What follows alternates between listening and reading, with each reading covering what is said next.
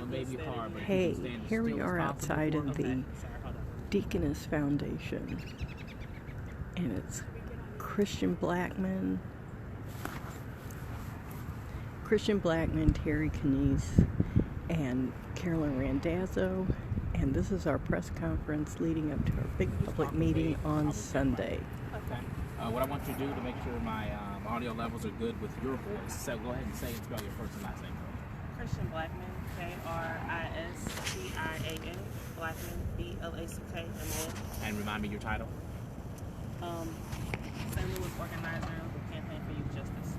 Talk to me about this campaign, this push, if you will, to get Kim Gardner and also Wesley Bell to, enforce this law before it actually is official, I believe, in 2021.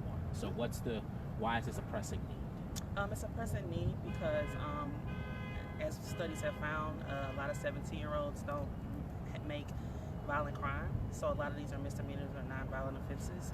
So they shouldn't be put in adult jail for these things. They should be finding different alternatives into being put into adult jail. And the real need is that a lot of times 17-year-olds are more susceptible to mental, physical, sexual abuse while they're in prison, which leads to another host of issues. So we want those that are in a position to do so, like a Wesley Bell, like a Kim Gardner, the courts, the St. Louis public school system, the St. Louis County and City juvenile detention centers, to be able to start making things happen now before 2021. And that is doing different restorative programs for that, to not immediately send 17-year-olds to adult facilities. They can start sending them to juvenile.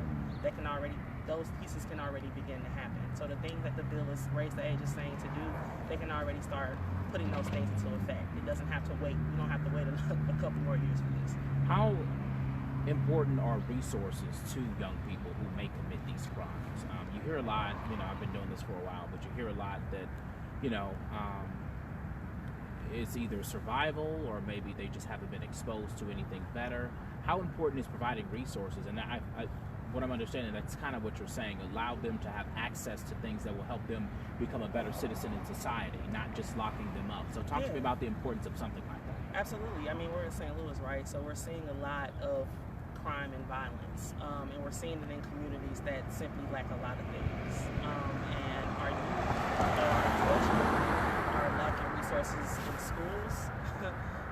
So the place where they should be able to have the most access to things, they're having their education is being stifled between whether it's the art programs, whether it's any extracurricular activities.